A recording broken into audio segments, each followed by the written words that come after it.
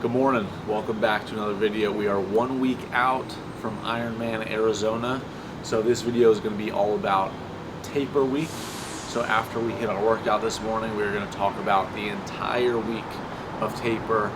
And today we have an hour and 15-minute run. So taper week doesn't mean that you do absolutely nothing, but it does mean that you decrease your volume and you make sure your body starts getting more and more ready to give 100% output on that day. So instead of doing 2, 3, 4 workouts, today we're just doing one, maybe a slight little lift. So we have an hour 15 run, all nice and easy, and then we might lift a little bit, and then we're gonna go fishing again like last episode, but this time we're gonna try to catch and cook. So we're really gonna go out there, try to get some good baits, go to a different spot, and try to get on some fish that we can hopefully bring home. So that is the game plan.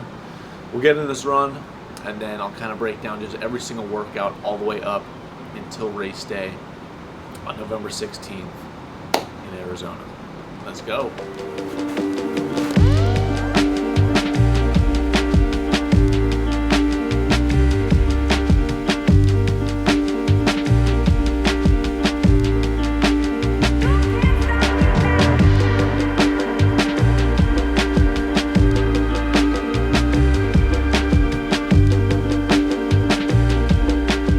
All right, run done. Nice and easy. Hour, feel a little more like an hour 16 minutes. Super easy, average pace, 8:39, hour 16, 41 seconds. Average heart rate, 118.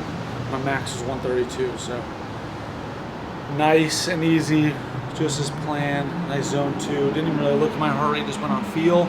Ended up meeting my buddy Hunter. He just got back from his honeymoon, so congrats, Hunter. And we did a couple miles together. And he's one of the reasons I got into Ironman. He's done a bunch of 70.3s, was going to do the full in Florida this year, and then started dealing with some heart issues. But anyway, he kind of gave me a lot of information when I was getting my bike and stuff like that. So if you are new to the Ironman world, it is nice to either have a coach or have a buddy that's done it, because they can really help you out with like what bike to get, what gear to get, because there's a lot of gear. And that's why I did my previous video. If you haven't watched that, watch my latest video on all the gear that I've used during my training for my first ever Ironman. But yeah, nice, easy workout. Now we're gonna go over every single workout for the last 2 weeks leading up to the Ironman. So we'll sit down, just kind of talk through that. And the main thing about a deload is that you're not gonna build any fitness in the last couple weeks. That's already done. That's done in the previous months of training.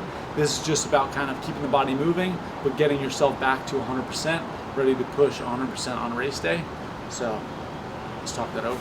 All right, we're just gonna go over every single day for the last 2 weeks up until race day. We have Monday, November 3rd, we did an hour easy swim, 30-minute run, nice and easy. Tuesday, we did some threshold work on the bike, 2.5 hours, a lot of that easy, but some speed work into an hour easy run. Wednesday, a hard run workout, so an hour 20, 11.3 miles, a lot of faster than race pace intervals, and then a 35-minute easy run. Yesterday we did the 2 hour easy bike ride, just kind of working on riding the bike and doing some 180s and just like some technique stuff, but very easy on the legs. And then today, all easy run, hour and 16 minutes. And then tomorrow we have one of our last like hard workouts. We have a 2-hour ride into a 30-minute run. Of that ride, 90 minutes at race pace, 30 minutes of the run at race pace, and then 5 minutes easy. Sunday, nice easy hour 15 run just like today. And then going into race week, it's a little bit lighter. So we have 30-minute run, 50-minute swim on Monday. Tuesday, hour and 30 ride, a little bit of race pace work, and then off the bike, easy run, 26 minutes, 3 miles. Wednesday, we have a 50-minute run, nice and easy, an hour swim, a little bit of race pace stuff. And then Thursday, we're gonna be traveling and getting up into Arizona. We'll get the bike put together and then maybe just go for like a nice easy ride. And then Friday and Saturday before the race, just doing some shakeout swims, bikes, runs, nothing hard, just a little bit of easy stuff, maybe on the runs, doing some race pace, little spin-ups on the bike, and also just some strides on the run, and just getting 100% electrolyte loading, carb loading, getting the body ready to go, focusing on sleep. And then Sunday, November 16th, the first ever Ironman goes down. Like I said, my goal is to obviously just do my best. It's my first ever Ironman. I don't really know how the body is going to react or feel, but I do know how I felt in the half, and I know how hard it started getting towards the end.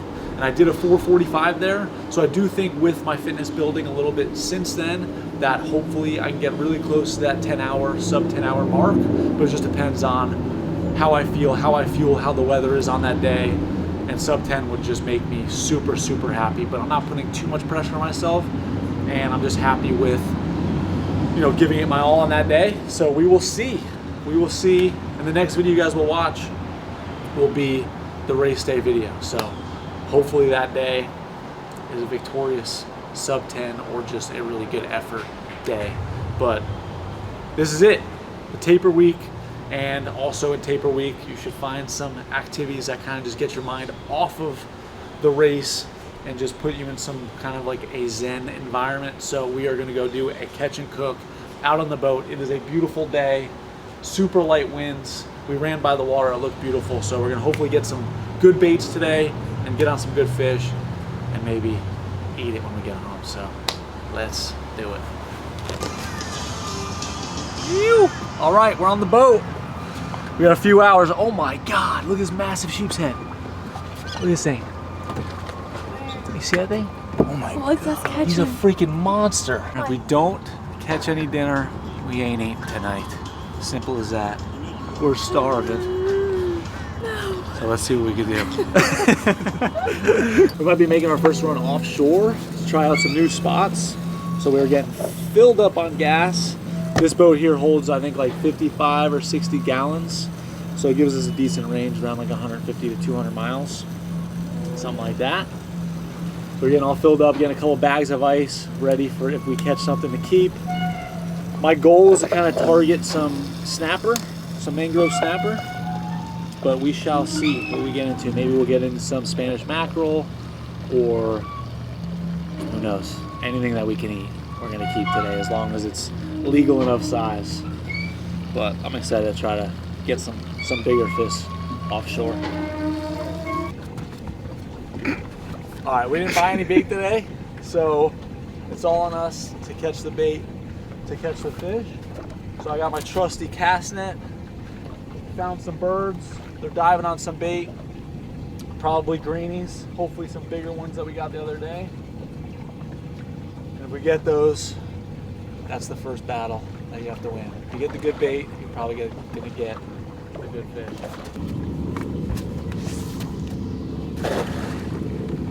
Okay, maybe a little bit better. Still pretty small. Oh my God, you got a ton. Tiny little thing. A little bit better than yesterday, but still not very. Open the live well! Quick!